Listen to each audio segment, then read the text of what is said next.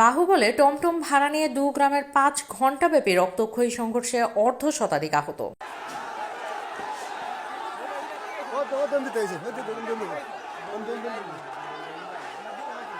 মোসাম্মদ নিসপা আক্তার, বাহুবল, হবিগঞ্জ প্রতিনিধি, এর রিপোর্ট।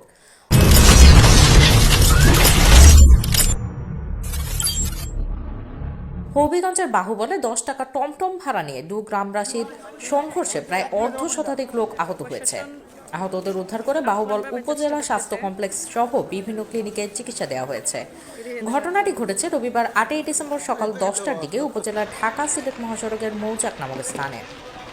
বক্তব্য নিচ্ছিলাম এখান থেকে এখন পুরোপুরি স্বাভাবিক, আলহামদুলিল্লাহ, কোনো সমস্যা নাই। সবকিছু আলহামদুলিল্লাহ।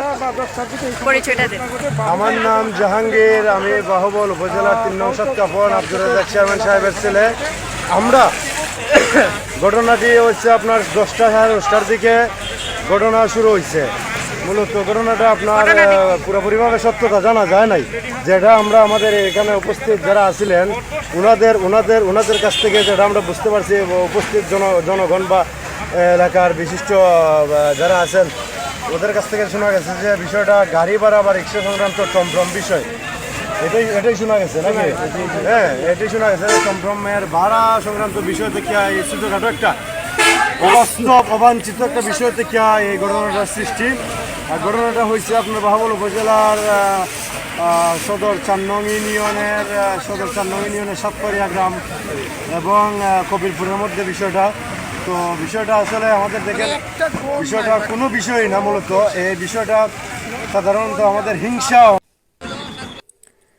জানা যায় বাহুবল উপজেলার ভেড়াখাল গ্রামের এক যুবকের সাথে টমটম ভাড়া নিয়ে সাতপাড়িয়া গ্রামের এক ব্যক্তির কথা কাটাকাটি হয়।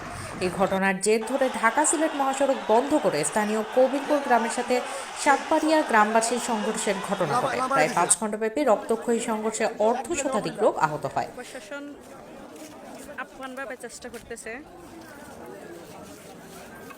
ফিরিয়ে দেওয়ার জন্য।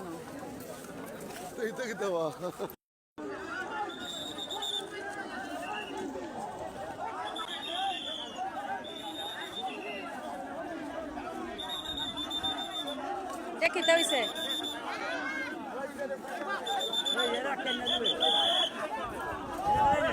ঘটনায় কিছুক্ষণ পর থেকে বাহুবল মডেল থানার অফিসার ইনচার্জ মোহাম্মদ জাহিদুল ইসলামের নেতৃত্বে একদল পুলিশ ঘটনাস্থলে গিয়ে পরিস্থিতি নিয়ন্ত্রণের চেষ্টা করেন। পরে সেনাবাহিনীর একটি চৌকুশ টিম এসে পরিস্থিতি নিয়ন্ত্রণে আনতে সক্ষম হলে যান চলাচল স্বাভাবিক হয়। বর্তমানে এলাকায় থমথমে অবস্থা বিরাজ করছে। মোসাম্মদ নিসপা আক্তার, বাহুবল, হবিগঞ্জ।